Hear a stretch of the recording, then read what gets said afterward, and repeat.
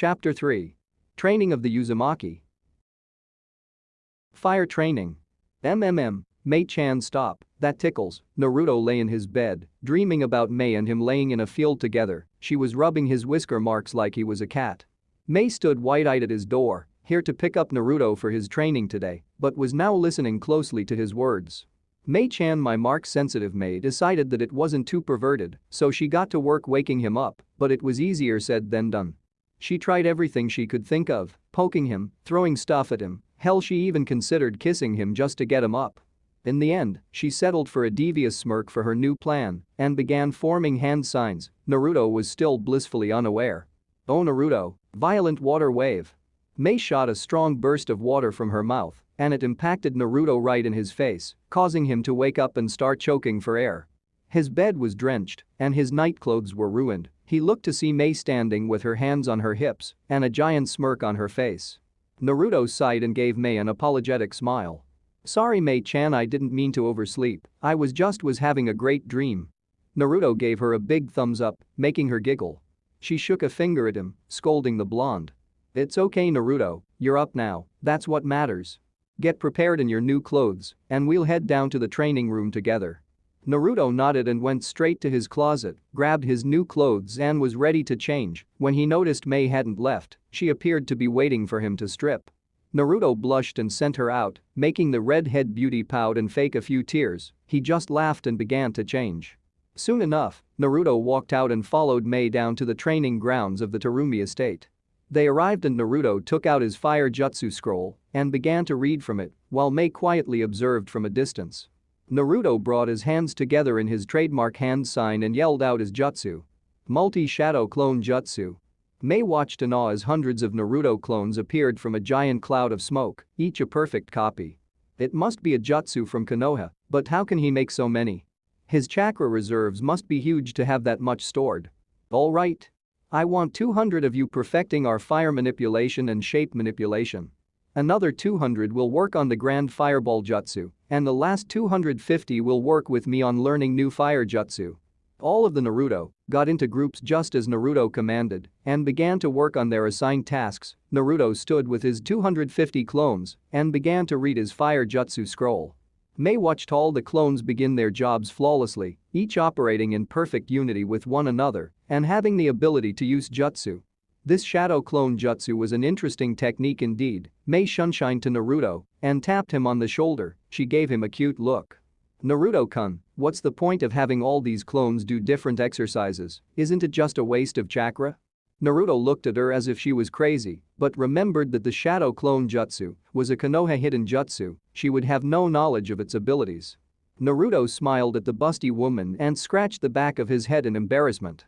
Oh, well, I learn everything one of my clones learn when they dispel, so I can get this training done quicker. Mei was amazed at the jutsu's practicality when used outside of combat as well. She contemplated forcing Naruto to teach her, but that would break their trust. No matter how much of a gain it would be for Kiri, Mei wouldn't do that to Naruto. She was content just watching him from a distance under a tree. He had begun to give out orders to his clones on some new fire jutsu, and she smiled at how well he had settled for his new training. She felt an incoming chakra and turned to face a newly arrived Anbu who was kneeling before her. Yes? What is it? Mei asked, somewhat irritated that she was being interrupted. Mizukage-sama, your presence has been requested in the council hall. The Anbu stated before being dismissed with a wave. Mei grimaced, counselors were so annoying. Naruto.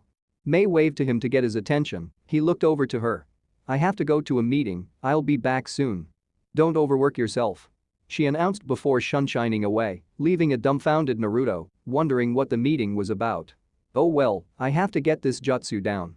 I want to impress Mei-chan with my skills. Naruto went back to the scroll and kept reading, his clones working hard to accomplish his tasks. Council Hall. The Mizukage has arrived. A masked Anbu announced to the seated councilors, most being civilians of prestigious families. They all stood in respect as the powerful woman entered and moved to her chair, taking a seat and removing her Kage hat. You may be seated, she said, waiting for everyone to sit before asking her question. What was so urgent that you pulled me away from training our newest shinobi? It couldn't wait until the next meeting? All the men frowned at their Kage's harsh tone. she had never respected them since she took office, animosity brought on by the massacres. A wizened councilman spoke for the rest, not shying away from her threats. That is the exact reason why we have called you here, so you can explain why you allowed a foreign ninja into our village, and not only that, but volunteered to train him yourself. This is outrageous, Mizukage-sama. Mei glared at the man named Kaio. He had been a thorn in her side for far too long.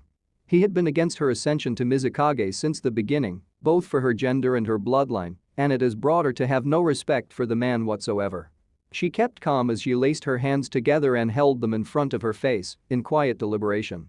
She talked with a cold, emotionless voice that sent a chill up every one of the counselors' spines. I am the Mizukage, Kaio, and my word is law. The shinobi I inducted into our corps is a former ninja from Konoha, and he left on his own accord. I feel that he will be a valuable addition to our forces, and due to some of his unique abilities, I have taken the responsibility of being his teacher. The councilman seemed content with this answer, but Kaio wasn't done yet. You only say that because he is in Yuzu. The man couldn't finish his accusation before Mei was in front of him, her hand around her throat. Instead of threatening the man with a smile, she wore an unbridled scowl on her face from pure anger that this man would dare bring up that name. How dare you? Do not insinuate I play favorites with a clan that I was once a part of. That boy has no knowledge of my relation with him, and it will stay that way.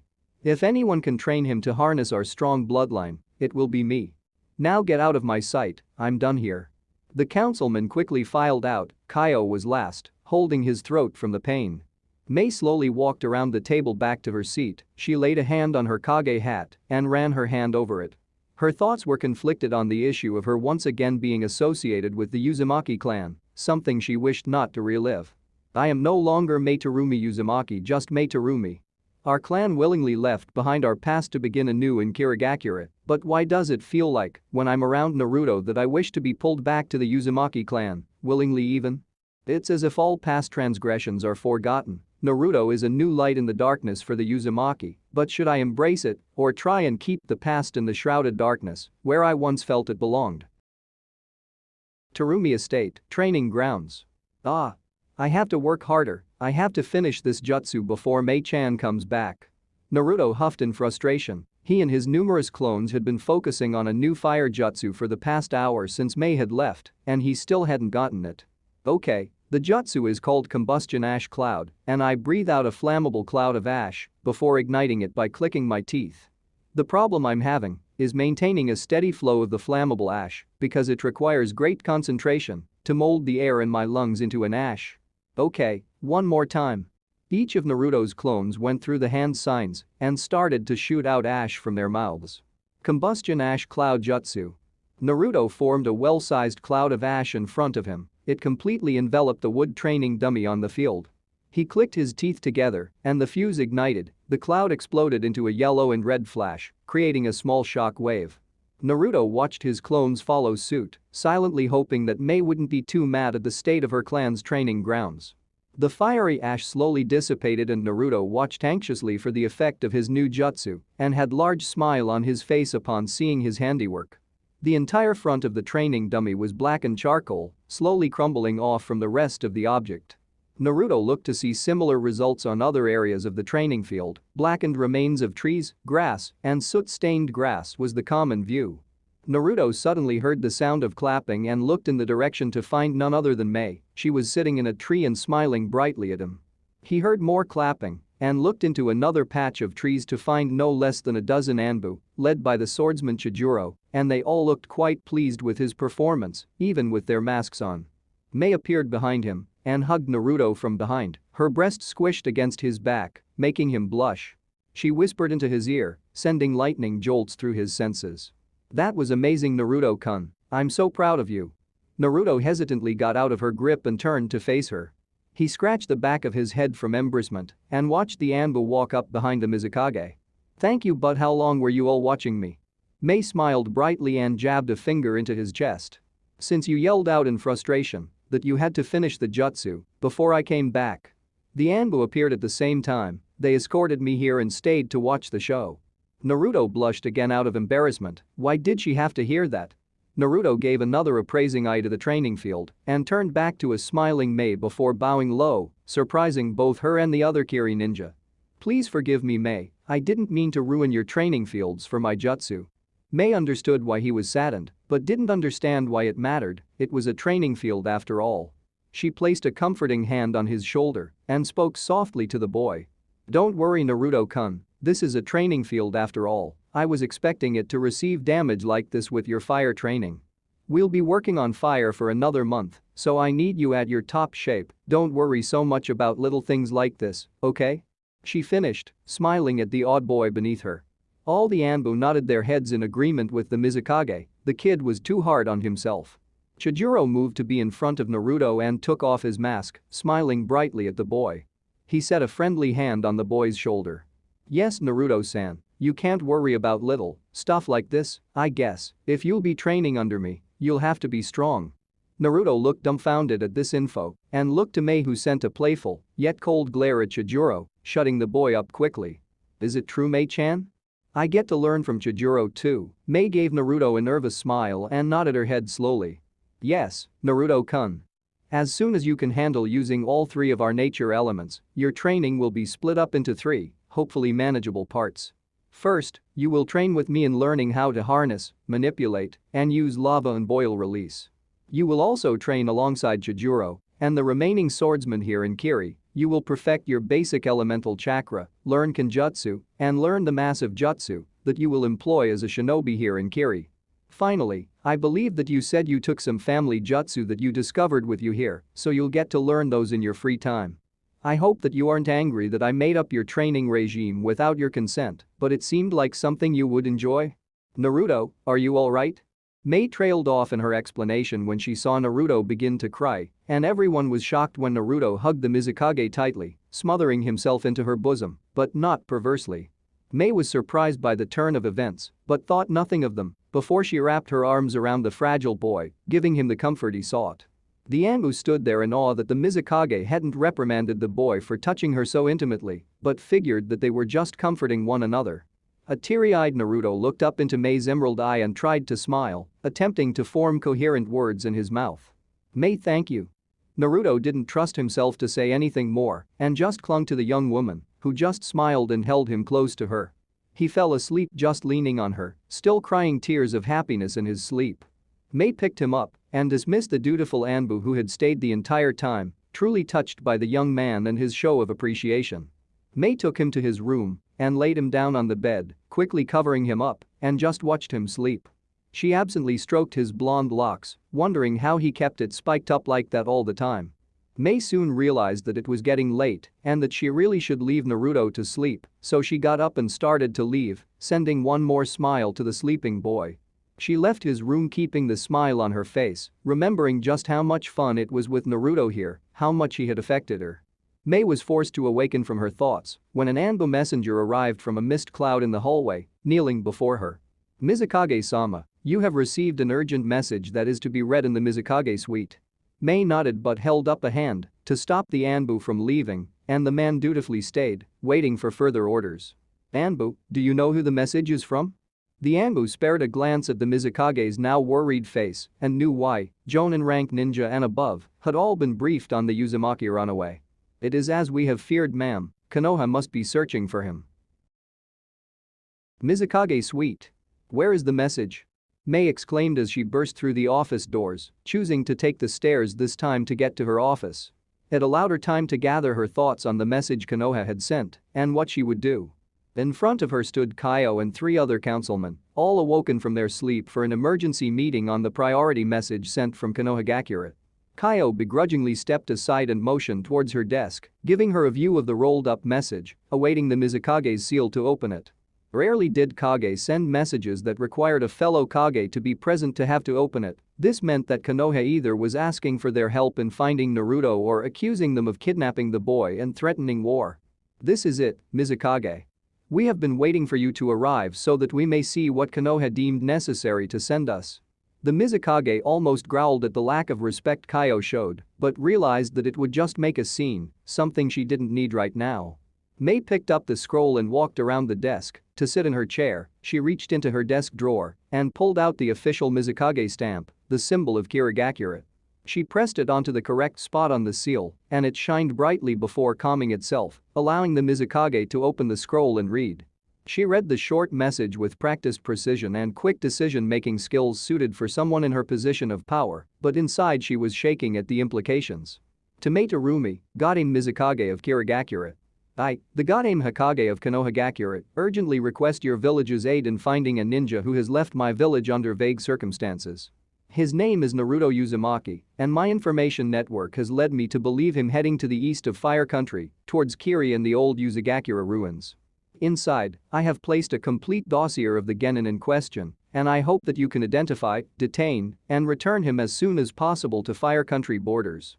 I am aware that we have no treaty with one another and that you are under no obligation to heed my request, but I beg of you. Think of this as a personal favor to myself if you must. This boy is very important to me, and I wish to have him come back to his home. He has stated that he does not wish to come back, but I believe he has not told me the real reason behind leaving, and I am afraid he might do something rash on his own. Please, I urge you to keep an eye out for Naruto and allow him to come home, that is all I want. Sincerely, Sanada Senju, Godame Hokage of Konohagakure. Mei set the scroll down and did her best to keep a calm demeanor on the outside, but she silently cursed when she noticed her hands were shaking. What could she do about this request from Sanada? She sounded very close to Naruto, and it was as if Sanada herself was the one telling her the contents of the message, begging Mei while on her knees to return the blonde boy. The councilman dare not pick up the scroll and read, anxiously waiting for the Mizukage to say something. Well, Mizukage-sama? What is the word from Konoha? Are they under attack? Mei turned to the soft-spoken councilman and only shook her head negatively. It appears as though they wish us to keep an eye out for a little blonde genin, one that is still considered to be part of Konoha's ninja corps. However, Mei stood up from her chair and turned her back to the councilors, choosing to look out the large window and view the village. She focused on what should be her estate off in the distance, almost seeing Naruto sleeping soundly there in Kiri, not in Konoha. However, I know of no such ninja from Konoha that goes by that name here. The only Naruto Uzumaki I know of is a promising Kiri genin that lives in the Terumi compound. Surely a Konoha ninja would have no place in my own house, correct? She glanced at the councilman, looking for an answer to her rhetorical question, and she received nods from each, even Kaio. She smiled, glad to see that the council agreed that Naruto could stay. She sat back down in her chair and pulled out an official Mizukage message scroll and wrote a reply back to Konoha, stating that they would keep an eye out for the genin. She handed it to her quickest messenger Nin, and the shinobi left in a shunshin, leaving her to dismiss the council and head back home. On her walk back, she never once questioned her decision to keep Naruto there, for it was he who had asked to stay. Mei also wished him to stay, even though it had only been 2 weeks since his arrival. The blonde had garnered her attention like no other could, and she wasn't sure of her opinion on that effect. All she knew was that when the Uzumaki would smile or say something to her, all she could do was smile back and feel warm inside, something that scared and excited her at the same time. Upon arrival at the Terumi estate, she peeked into Naruto's room and found him in the same spot she left him, a big smile on his face. She smiled at the sight of him, knowing that her decision was right, that he truly belonged here. She went to bed herself with a smile and a simple thought running through her mind that held her happy mood together for that night and the many nights to follow. Welcome home, Naruto Uzumaki, this is truly where you belong. 8 months later. Hey Mei-chan, do you think that we can have some ramen after my big test today? Naruto sat with Mei in the Terumi house kitchen, both sat in high-top chairs eating some quick breakfast on the kitchen's island counter. The room was a dazzling mix of blue marble and pure paint for the wall color that made it look as though the entire room was submerged underwater.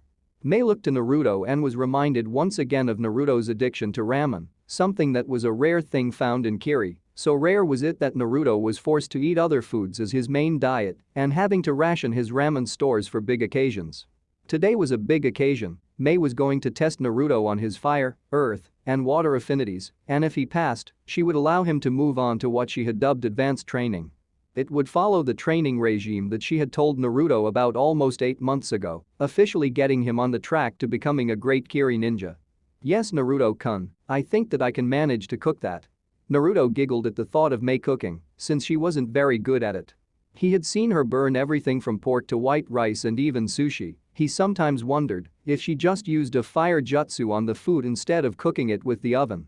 Mei faked a frown and glared at him. When he started to laugh at her admittedly abysmal cooking skill, it wasn't her fault she never was taught how to cook. Luckily, Naruto had taken to cooking for the two of them in his stay at the Terumi house, and he always cooked her favorites, something she greatly appreciated after taking care of paperwork all day. She appraised Naruto with a practiced eye. The boy had grown some in the past few months. He had reached about to her shoulders in height, since when he had first arrived, he had only been able to reach her chest, something that was very comical to her. His muscles had grown substantially from the early conditioning training that she had Chijuro put him through, and he filled out his Kiri outfit very nicely. She blushed at the thought of thinking of her student and friend like that, but as a voluptuous woman like herself, she was very good at identifying good-looking men. "Hey Mei-chan, are you okay? You look a little flushed." Naruto was waving a hand in front of her face to get her attention. She appeared to be thinking about something very intensely. "Oh what? I'm fine, let's go start your training now, okay Naruto?" Naruto just nodded and silently shook his head at the woman's antics. He would never understand girls. Terumi Training Grounds. "Okay Naruto. First part of the test will be fire manipulation. Show me the first jutsu I ever taught you."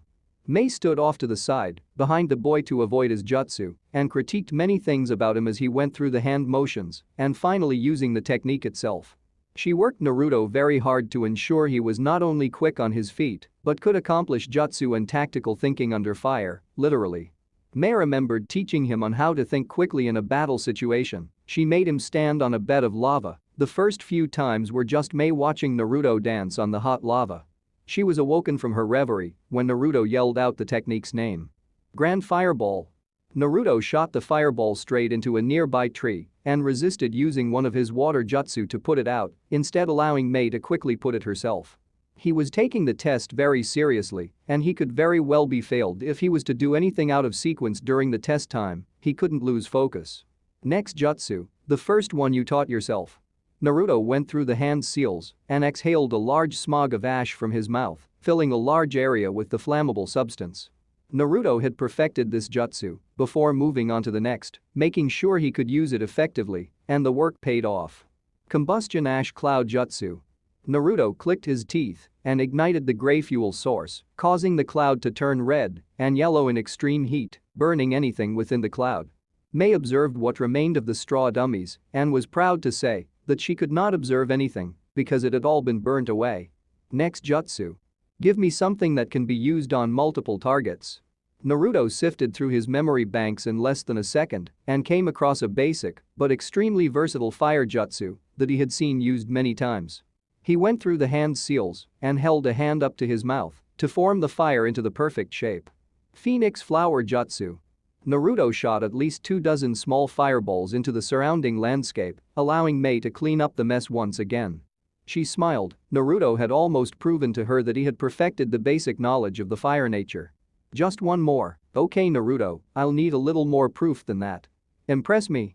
Naruto smirked at that. He quickly went through hand signs he had seen the third Hokage once do.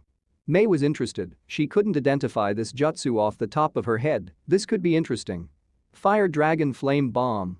Naruto pulled his hands away from his mouth and lowered them into a bent stance level with his hips, away from the blaze that was about to be released from his mouth. His mouth opened and he shot forth white-hot flames in a beeline in front of him, extending the jutsu's release as far as he could maintain. It was like a perfectly aimed flamethrower, but it required careful concentration and shape manipulation to contain the precise aim and how long the jutsu lasted. Naruto held the jutsu for around 10 seconds before he stopped, not wanting to tire himself when he had 2 more elements to go. Mei stood behind the boy, amazed at the careful aim and the sheer heat that the jutsu created. She observed the flame's path and could not see any grass, trees, or shrubbery that were once in the flame's path, only a charred, blackened line. Very good Naruto. You passed the first test, take a 5-minute breather before we move on to the earth release. Naruto nodded and sat on the ground, taking deep breaths trying to regain some of the oxygen he used when he did his fire jutsu. Mei waited out the 5 minutes just watching Naruto, happily reminding herself that he was still here, even after all this time.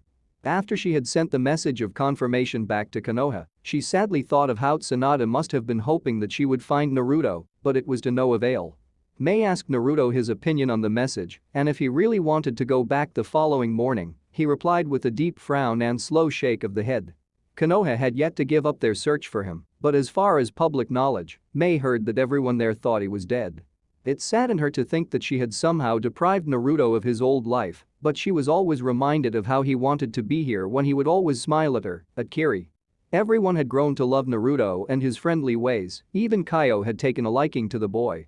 She was glad that Naruto integrated so well inside of a new village so quickly. Surely anyone else would have much difficulty, but not Naruto. Okay Naruto, time for earth release techniques.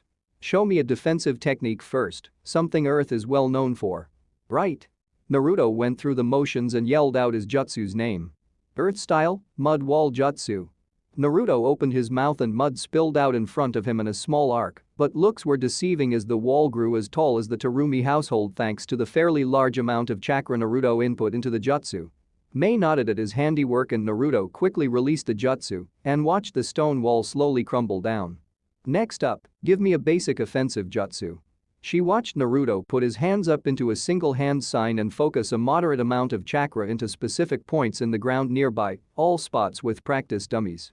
Mei smirked. Here comes the best part, earth release. Rising stone spears. Suddenly, the ground cracked under the dummies and large stone spikes skewered each right through their chests, piercing what would be a person's heart. All of it was done simultaneously, and Mei did a quick head count. If this were a real battle, Naruto would have killed 5 enemy shinobi in less than 3 seconds. Impressive.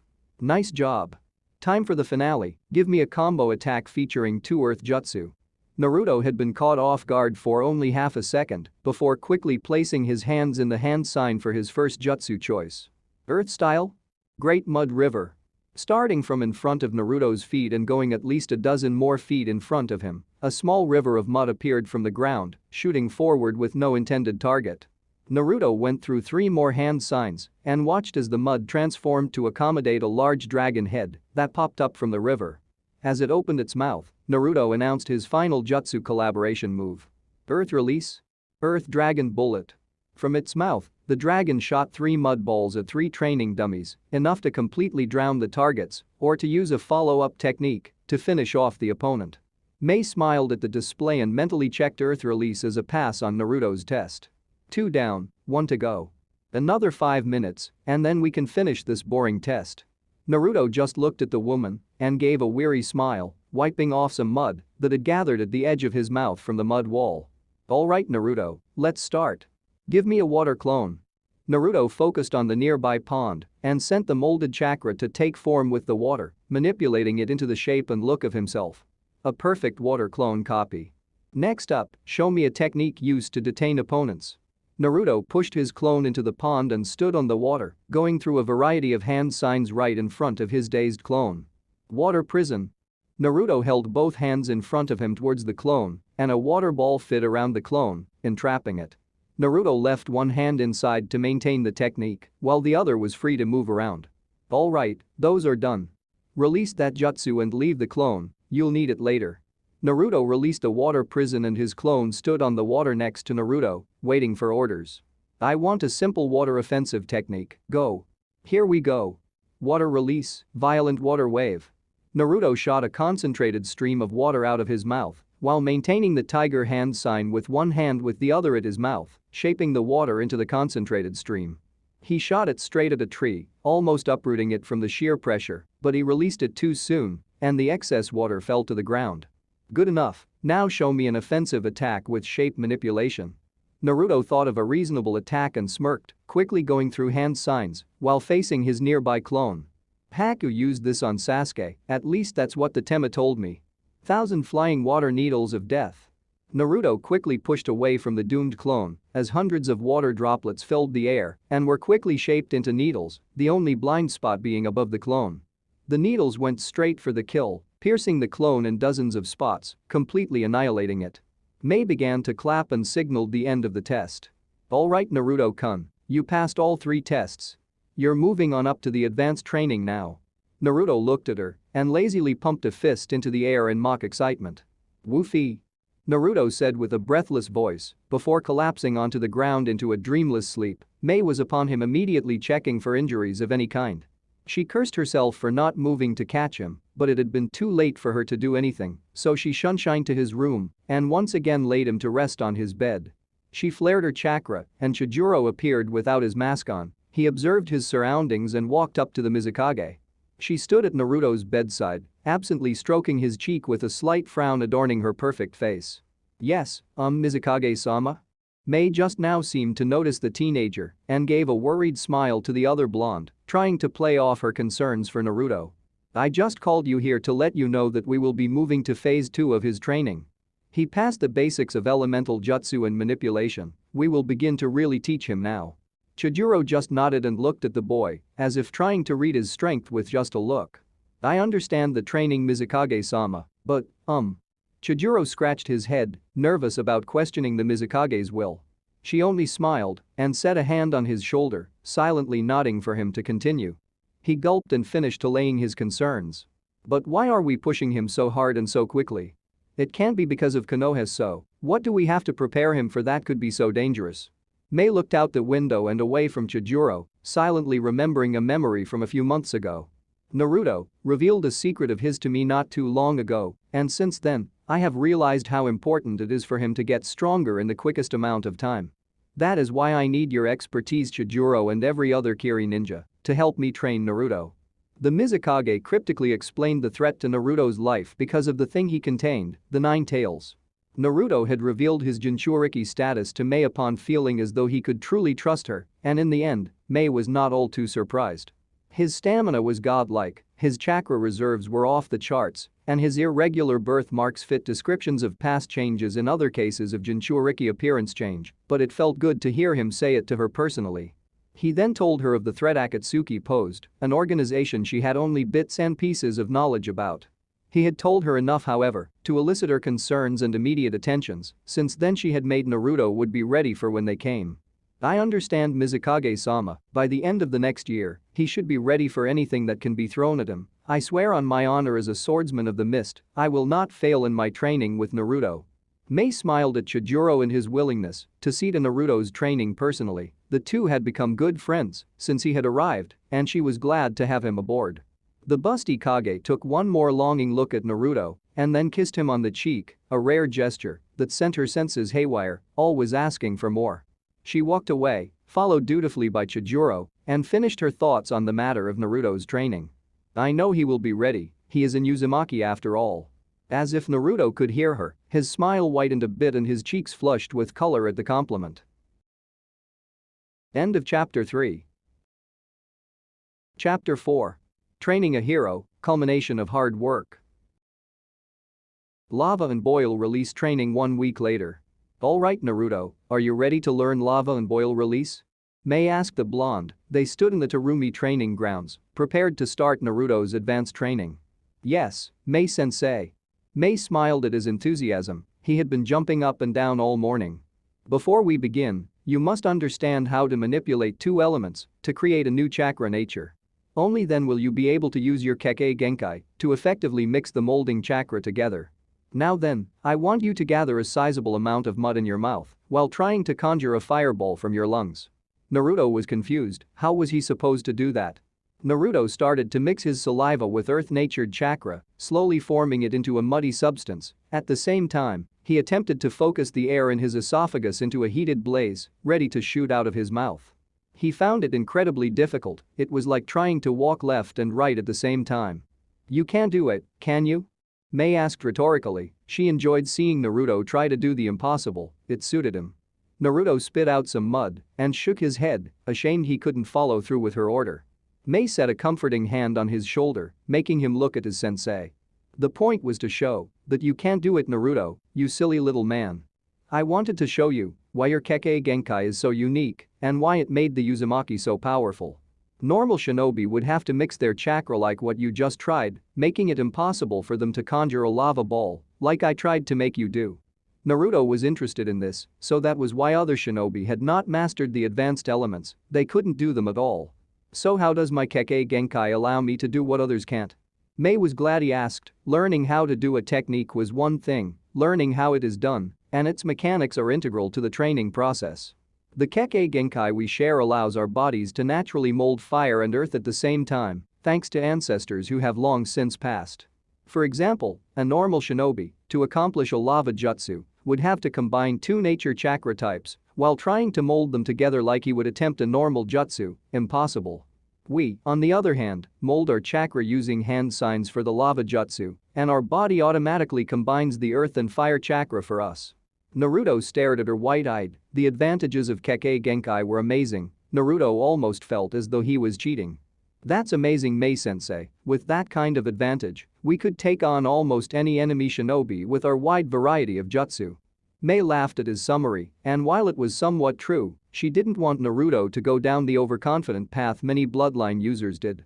She scolded him with playfulness evident in her tone, but the message was very serious. Now Naruto, you have to make sure that you always take an opponent seriously. Just because you have something others don't doesn't mean you will always win. Understand? Naruto saluted and nodded, understanding her lesson. I won't become like Sasuke, I am better than that. Right, Mei-chan? So, how exactly do I make a lava jutsu? Mei wanted to slap herself, she talked about it enough, now Naruto needs to actually learn it. Oh, sorry Naruto-kun. Let's start with something basic, like lava release, lava bullet.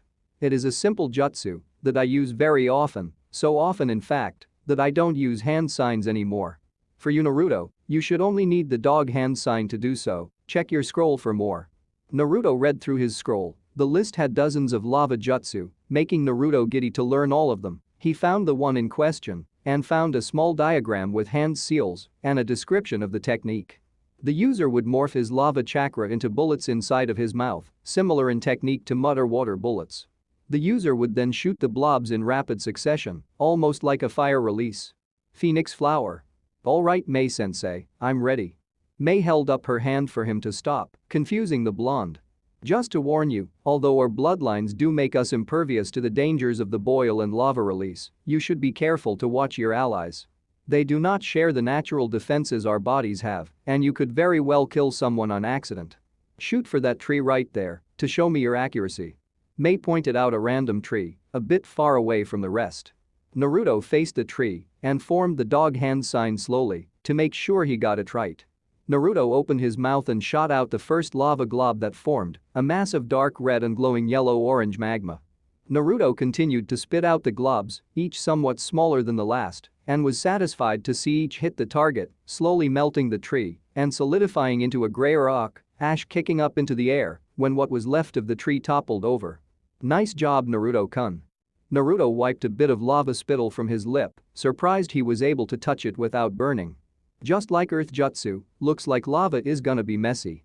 Yeah, it tends to get a little messy when you use lava jutsu Naruto, but it's worth it. Mei had noticed him wipe off the lava drool as she had nicknamed it. Alright. Any other type of lava release for today Mei-sensei? I'll definitely have to practice these advanced natures though, it takes a lot out of me to just do a simple jutsu like the lava bullet. Mei understood, eventually Naruto's body and chakra would adapt to the new element and it wouldn't tire him as much. Let's see, how about we try another simple one? Work our way up until we get you to some of the most powerful jutsu the Uzumaki were known for? Naruto's eyes widened and he started jumping for joy, he would get to learn his clan's hidden jutsu. You should try this one Naruto, it only requires the tiger and dog hand signs. It's called lava release, bed of lava. It's similar to the mud river jutsu, except that it covers the battlefield in a bed of lava while shaking the ground, making it dangerous to your enemies unless they can stay on their feet. Naruto nodded and looked over the jutsu a few times before getting up and trying it. Lava release, bed of lava. Naruto stomped his foot on the ground and everything began to shake before lava started to seep out of invisible holes in the ground, covering the soil. Mei had already sent chakra to her feet as did Naruto, lava was difficult to stand on until it cooled and solidified. Nice job Naruto, Naruto? Naruto began to wobble on his feet, tipping forward and backward before he began to fall face first towards the ground. Mei leapt forward and caught the tired boy, he expended more energy than she originally believed he would. Come on Naruto, let's take a little break. I'll tell you about boil release while we get your strength back up. Mei led him over to a tree to get away from the sun's rays. Today was one of the rare clear sky days, no mist to be found. Mei grabbed one of Naruto's already prepared ramen cups and handed it to him, but he could barely lift his arms. I'm sorry. Mei-sen, say, I feel really weak. Damn it. Naruto felt so embarrassed not being able to lift his own damn arm, but Mei just smiled. She made it so his back was against a tree, and she knelt beside him, ramen and chopsticks in hand. Don't worry Naruto-kun, I'll feed you. Naruto was shocked. Mei was going to feed him? She used the chopsticks to grab a sizable amount of the noodles and held it in front of Naruto. Say Naruto. Mei thought he looked so cute, blushing from embarrassment. She had to admit though, even she felt a bit warm doing this, it felt so nice. Naruto opened his mouth and Mei guided the noodles in, allowing him to chew before she got more. As Naruto ate, he felt deja vu all over again, bringing himself back to the day of survival training, the test to see if he could truly be a genin. Sakura-chan. She didn't seem too enthusiastic when she fed me back then, like it was a chore. Mei seems to not mind at all though, even though I feel weak right now and I should feel embarrassed. Mei's smile always gives me the feeling that it doesn't matter to her what I am, she would like me anyway. All done. You sure are a pig, Naruto. Naruto hadn't even noticed that he was done eating and closed his mouth, feeling full. Now then, boil release is, how can I put this, complicated. Naruto, can you tell me what usually happens when fire and water jutsu combine?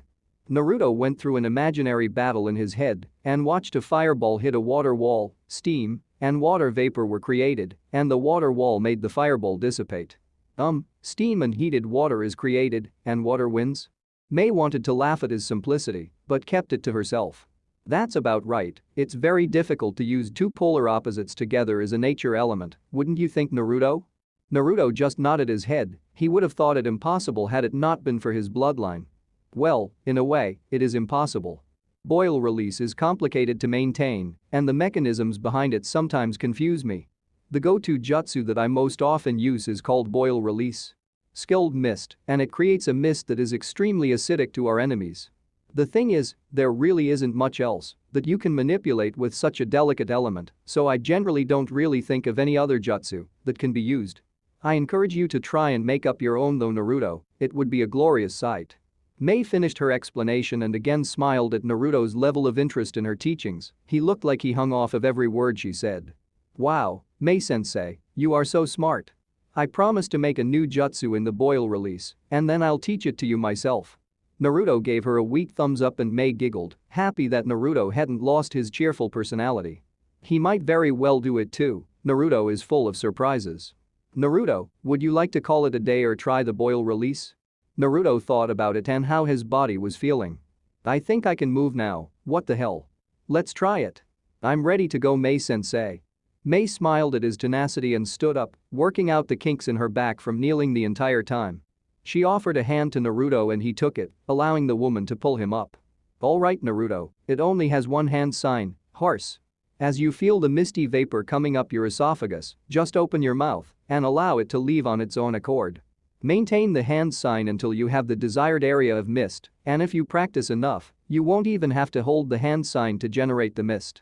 Naruto formed the horse hand seal and molded his chakra, he felt a relaxing mist tickle up his esophagus and he opened his mouth when it reached the top.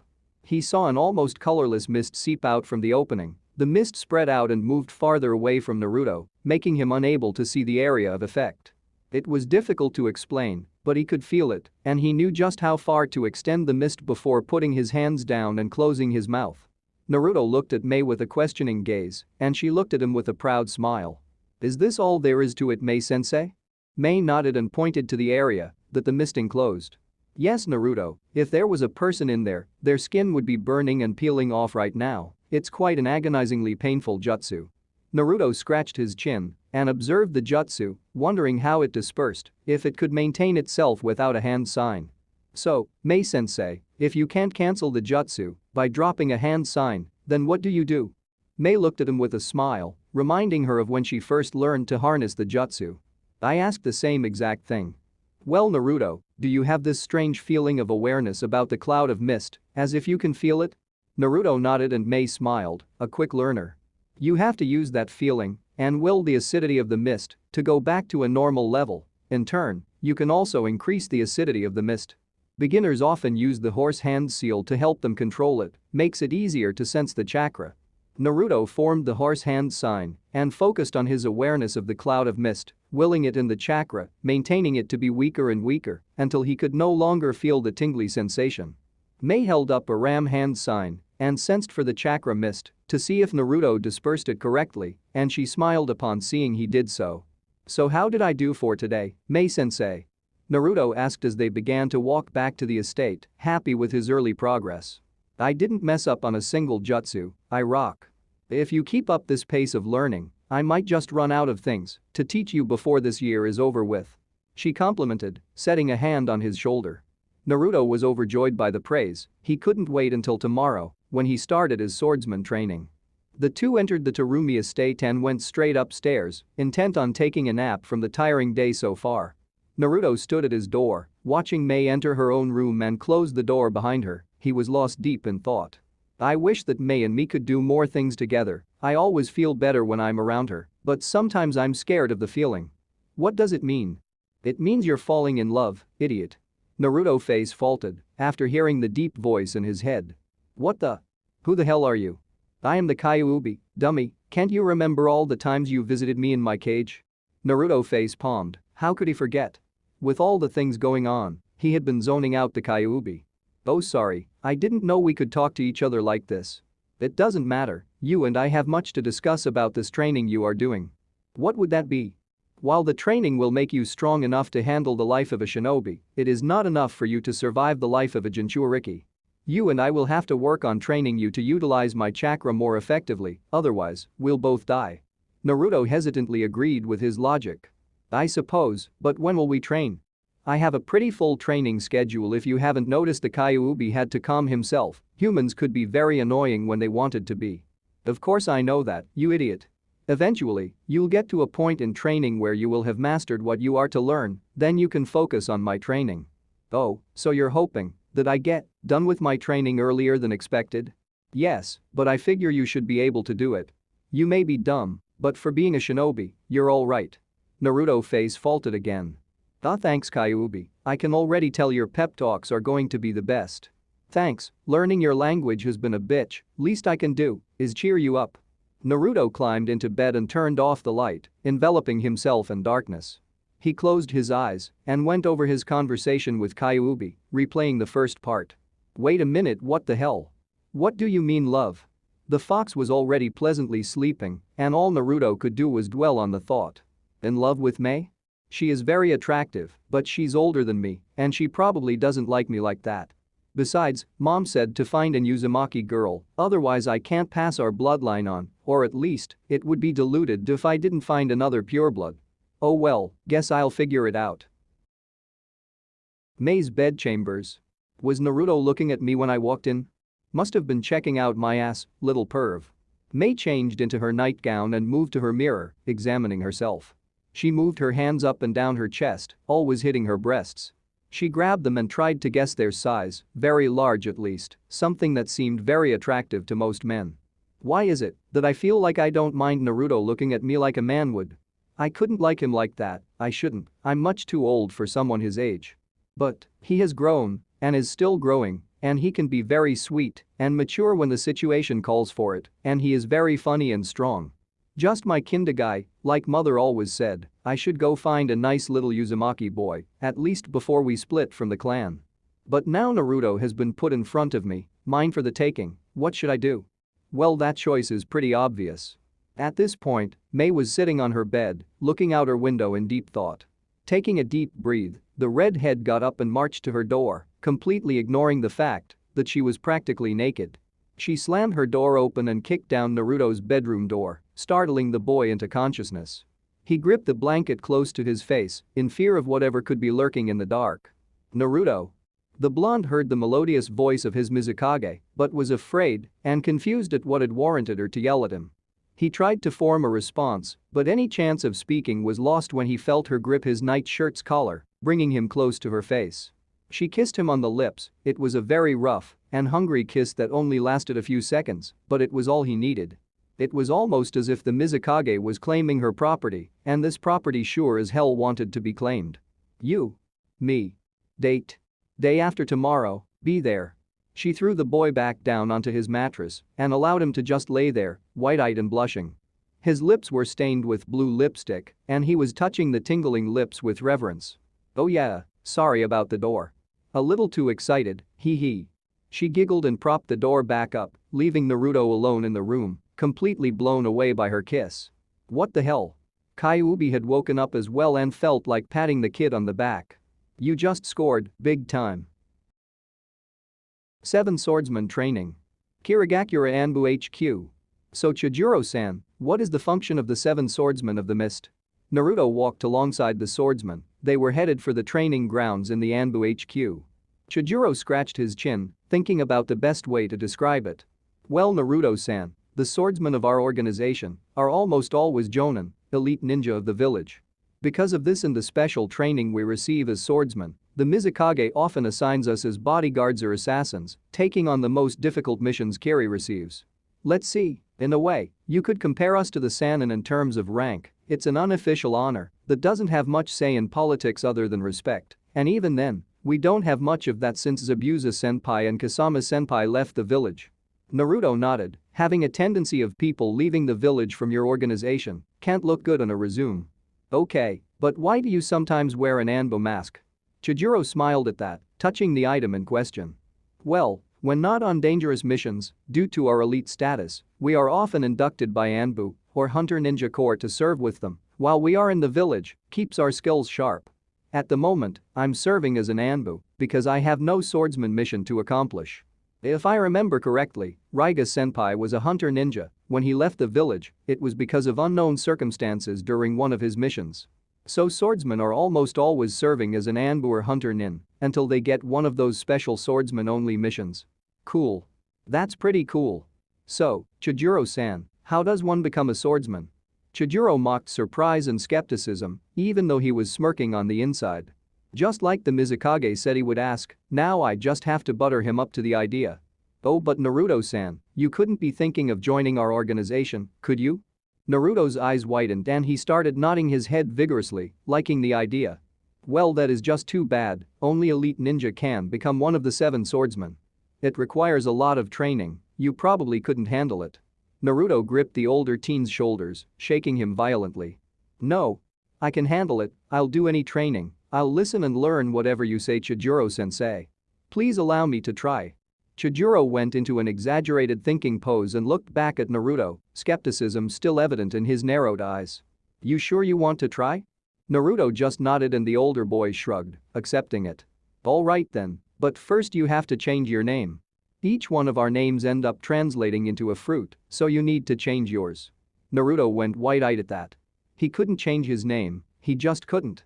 "I'm just kidding, Naruto-san, Mizukage-sama said to make an exception for you." "But," Chijuro warned only after Naruto let out a relieved sigh. "You will have to get sharpened teeth like mine, see?" Chijuro opened his mouth and pointed to his shark teeth, causing the younger blonde to look at him like he was crazy. "How am I supposed to get those teeth, Chijuro-sensei?"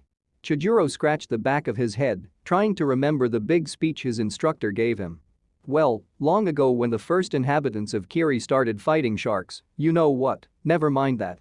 I was supposed to give you a big speech, but, it'll be easier if I just show you the hand signs." Chijuro brought his hands up to show the sequence, but Naruto blurted out his thoughts. "Wait a minute. You mean to tell me that you guys got those teeth from a jutsu?" Chijuro just nodded and Naruto face-palmed. "Wow, I always thought it was something more badass, oh well." Chijuro got a little annoyed by that, his teeth were badass anyway. "Hey, this is a Kirigakura Kenjutsu, forbidden knowledge. You should be grateful I'm even giving you the chance to see the jutsu." Naruto calmed down and bowed to his sensei, apologizing for his outburst. "Sorry sensei, please continue." Chijuro had never been called sensei until today by Naruto, and he had to say, he liked it. "That's better, now watch." He went through the hand signs allowing Naruto to copy them and then mold his chakra into the seals. He opened his mouth and it felt like his teeth were being drilled into, they were changing shape and sharpening themselves. "It hurts, Chijuro-sensei." Chijuro held a finger up to his mouth for quiet, it would only hurt more if he talked.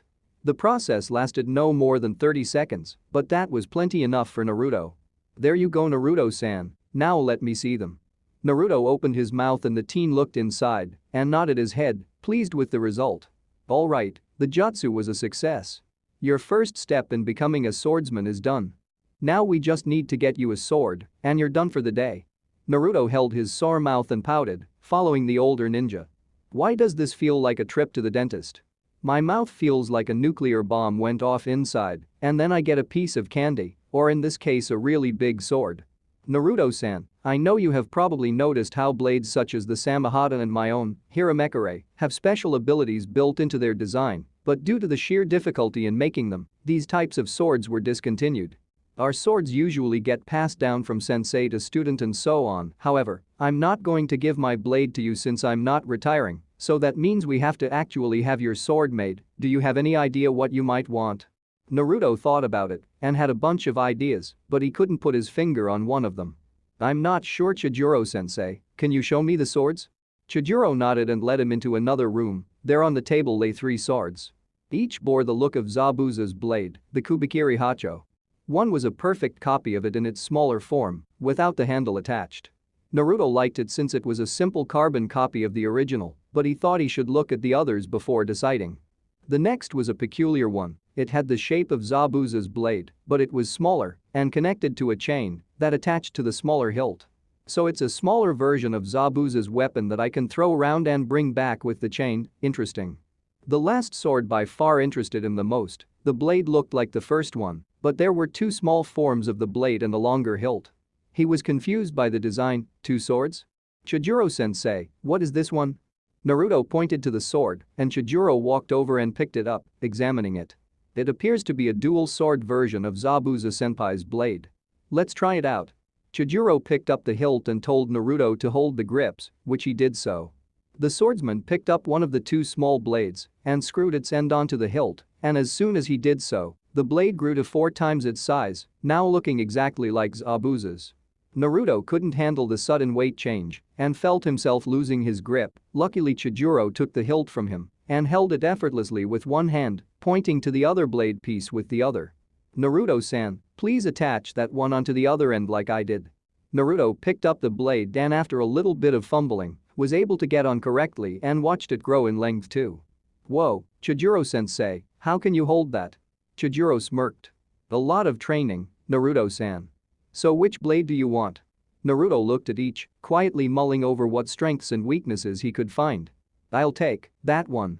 Naruto pointed to the 2-ended sword Chijuro held, and the man smiled. Many have dual-wielded 2 swords like Raiga-senpai, but none have used a dual-ended sword like this, Naruto-san. Your training will be very interesting. Naruto nodded, tried to pick up the sword, but the best he could do was drag it along the floor. Naruto, just leave it here. It won't be going anywhere, and no one but the swordsman and maybe the Mizukage are powerful enough to lift it. Naruto looked over his shoulder and nodded, leaning the sword against a wall. Well, if that's all, Chijuro-sensei, I need to head back to the Terumi estate. I have to psyche myself for tomorrow. Chijuro was confused. What did he mean? Do you mean you're training with Mizukage-sama? Naruto shook his head. The training is easy compared to this. I have to get ready for a date with the Mizukage. Chijuro fainted literally at the thought of the Mizukage dating Naruto. He shrugged and left the large building, heading straight for home. Terumi estate. I'm home. Naruto exclaimed, already doubting Mei was back yet from work. The 2 stoic Anbu guards stood at the lobby door, looking at him. Naruto ignored their blank stares and went up to his room, where he sat on his bed thinking about what the date would be like tomorrow. She will probably get all dressed up. I wonder what Mei would look like in a dress. Wait, I don't have any fancy clothes, I better go get some. Naruto burst out of the house and went straight for the store that sold him his Kiri outfit, hoping that the shopkeeper could find him some fancy clothes. Ah. These will be perfect for tomorrow. Naruto walked back into the Terumi estate with a bag of clothes, courtesy of his new favorite shopkeeper. What will be perfect, Naruto-kun? Naruto looked up to see Mei peeking into his shopping bag. She had recently gotten home from her duties as Mizukage and had heard his outburst. Naruto tore the bag away from her and ran up the stairs, startling the Kage. Nothing? Naruto put the bag of clothes away and walked downstairs to prepare dinner. He decided to try out some sushi, keep it simple for tonight. Here you go, Mei-chan. Some nice sushi for the hard-working Mizukage, something you definitely deserve. Mei sat at the table and smiled at Naruto when he brought the food, leaning over and kissing his cheek. Thank you, Naruto-kun. So how was your training today with Chijuro? Naruto downed a piece of fish and looked at the woman, she seemed genuinely curious. It went all right, all we did was pick out a sword for me and got me these cool new teeth. See Mei-chan? Naruto flashed his new shark teeth at his sensei, making her giggle. Mei blushed a bit at seeing the teeth in Naruto's mouth, they looked very good on the blonde. She had always found that quality of the swordsman attractive for some reason, just the thought of a man doing things to her with those teeth. He would have to be so gentle with teeth like those, but being bitten might not be all that bad either. Hey Mei-chan, you're blushing again, do you feel sick? Mei woke to see Naruto leaning over the table, concerned for the reddened woman. Oh yes, I'm fine Naruto. Those teeth look wonderful by the way, I enjoy them very much. Naruto nodded, glad that she approved. Oh, what does your sword look like Naruto?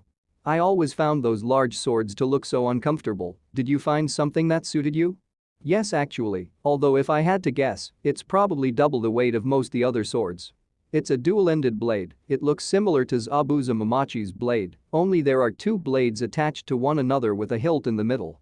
I almost dropped it with how heavy it was, but Chijuro-sensei told me that my training would let me grow more muscles to be able to wield it properly. Mei gasped at that, Naruto with more muscles, she could practically feel the drool pool up in her mouth. Good thing I already claimed a date with him, no other girl will get her hands on him. I just have to make tomorrow night perfect. Next day, family jutsu training. Alright, let's take a look at what dear old dad left for me. Naruto opened up his large scroll and sifted through all the labels, looking for Namikaze. Aha! Naruto found the pesky category and sent chakra coursing through his hand and touched that spot on the scroll. His father's jutsu scroll and kunai plopped out along with a book, labeled as his father's sealing journal. Naruto opened up the jutsu scroll and saw 2 jutsu written in with notes and explanations of how to use them. Naruto was very intrigued by the Hiraishin, but couldn't deny the practicality of the Rasengan, both very good jutsu he had to learn. He reread the information a couple times before picking up a kunai and his father's journal and walking outside to the training grounds. Upon arriving, Naruto placed the kunai in his hip pouch, forming his trademark hand sign. Multi-shadow clone. 1000 Naruto appeared in front of him, taking up most of the training yard. Alright, divide into 2 groups of 500. The first group will work on the Rasengan exercises, while the other works on understanding the Hiraishin and getting used to the 3-pronged kunai. Naruto smirked as his clones quickly got to work. If he did this every day, the jutsu would be easily learned within the next few weeks. Naruto walked over to a shady tree and sat underneath it, deciding to spend the time reading his father's journal. Upon opening the book, he read his father's personal writings and descriptions on the art of sealing, and while interesting, Naruto knew that he needed more tangible things to learn than notes. Naruto sifted through the book, finding many pictures and descriptions of seals, both seals his father had made or just encountered, all had unique properties about them that constantly grabbed Naruto's attention. Naruto continued to look through the book, trying to find something that would give him an edge. He had already marked the Hiraishin seal away for later purposes, but wanted something to work on himself. Just when he thought he couldn't find anything else, Naruto discovered a seal that gave him a very interesting idea. The seal itself was called the Blocking Technique Absorption Seal, a seal that not only could disperse chakra from an attack, but add that chakra to the user's own reserves. Naruto thought about how he could use that and started to think about how to incorporate it into his own design and style. My outfit should have something denoting my Uzumaki clan, the Uzumaki swirl. Perfect. Naruto began to draw up plans on his new idea, intent on getting it done before the year's worth of training was done. Later that night, date time. Naruto fumbled with his button-up shirt, it was black with thin red stripes going up and down. No matter how much he messed with it, his collar just would not stay the way he wanted it to, and did anyone else feel how hot it was in the bathroom? He checked his pants to make sure everything was at least alright with them, and was pleased to see his fancy pair of fancy black pants were just fine. He worked out the creases one more time and stepped out of the bathroom. He slipped on his shoes, yes, they actually sold closed-toed shoes in Kiri, something he had never really seen before. Naruto-kun. Are you ready yet? Mei yelled from the lobby, waiting anxiously for her little swordsman to arrive. She herself chose a simple, dark blue dress that had open slits on either side, allowing her to show off her creamy legs when she walked. Her lipstick was applied, and her nails were finely coated in her favorite color of midnight blue, newly applied all for tonight. Her shoes were just fancier versions of ninja sandals, fitted more for comfort and style than durability. Mei was also very nervous. This was to be her first date in a long time, and she didn't want to mess anything up, especially with Naruto. She had asked a few intimate questions of his life in Konoha, namely if he had ever had a girlfriend. He had answered her with a sad shake of the head and outright proclaimed that he figured that no girl would ever like him either because of his personality or for what he carried inside of him, but Mei planned to prove him wrong tonight. I hope he enjoys the restaurant I picked out. Oh, will he like my dress, or should I go get another one? God. When did I ever get this stressed out over something? I'm the Mizukage, damn it. I'm ready, sorry about making you wait, Mei-chan. Naruto whispered into her ear, startling her and making her jump away from him. When she saw his outfit, she blushed a bit and smiled at how cute he looked with his fancy dress shirt. Oh. Naruto-kun got himself a collar, let me fix it for you. Mei moved to him, and with practiced grace and precision only a woman could have, easily fixed his collar and smoothed out the wrinkles in his shirt, sneaking a feel at his developing muscle. She sighed in a very fangirlish way, confusing the already embarrassed Naruto even further. Play it cool, Naruto, all you're doing is dating an older woman who is probably the most powerful kunoichi in all the elemental nations, and she can melt your balls off without a hand sign, nothing to worry about. Ready, Mei? Naruto asked with genuine sincerity, dropping the cute suffix that had been her nickname since he had arrived. Mei looked at him and nodded. She grabbed his outstretched arm and looped her own through it, glad to see Naruto was almost perfectly at her own height and he was being so formal with her. He leaned in close to her ear and whispered a sweet compliment that she had been anxiously waiting for all night, making her feel warm inside. Mei, that dress looks absolutely marvelous on you. Blue is truly your color, majestic and deadly. Kyuubi wanted to laugh at the boy, human ways were very strange indeed. Thank you, Naruto, I must say, your outfit suits you wonderfully, you look like the perfect gentleman. The two shinobi walked down the streets of Kiri, completely ignoring the sights and just focusing on each other. On their way to Mei's restaurant of choice, they made small talk and started to converse with each other much more fluidly and relaxed than they had before. It was as if just the very idea of being in a relationship with each other opened, or maybe knocked down the final barrier keeping their true personalities from each other, and they came to find they blended very well with one another. Upon entering the restaurant, the two were immediately seated due to the Mizukage's standing. They picked a booth along the wall so they could look out the window and observe Kirigakura's national holiday celebration. Today marked the day of Yugura's reign ending, the end to the bloody mist, and the work to begin the end of the massacres as well. Wow. You actually found a place that serves ramen? Mei, you are my hero. Mei giggled at Naruto's outburst. After reading the menu, she had indeed found the restaurant. It was really the main reason why she picked it. She just wanted tonight to go right. She didn't want to make any mistakes with Naruto, he was too precious to her.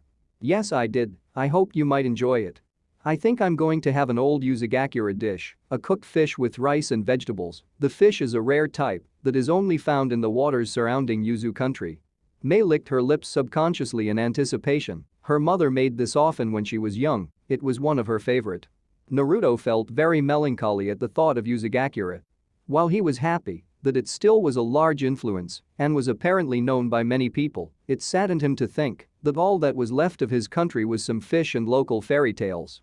He decided to get a more detailed history about the old country from Mei later. She obviously knew more about the Uzumaki than she would like to let on. It sometimes concerned him that she would keep secrets when he had revealed his biggest secret to the woman not too long ago.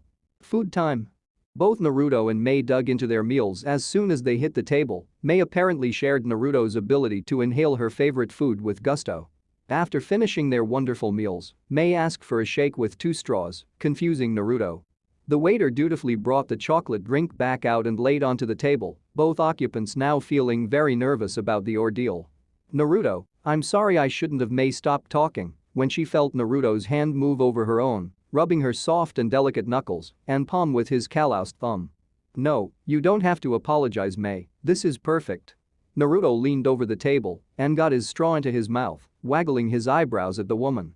She giggled and got her own straw, drinking her fair share of the beverage, all the while holding Naruto's hand. Many of the restaurant goers, especially ninja, were shocked at the sight of their Mizukage with some kid. Many of the younger ninjas felt great despair at losing their crush to the unknown blonde, while some of the older ninja got instant grudges with Naruto, angered by the sight.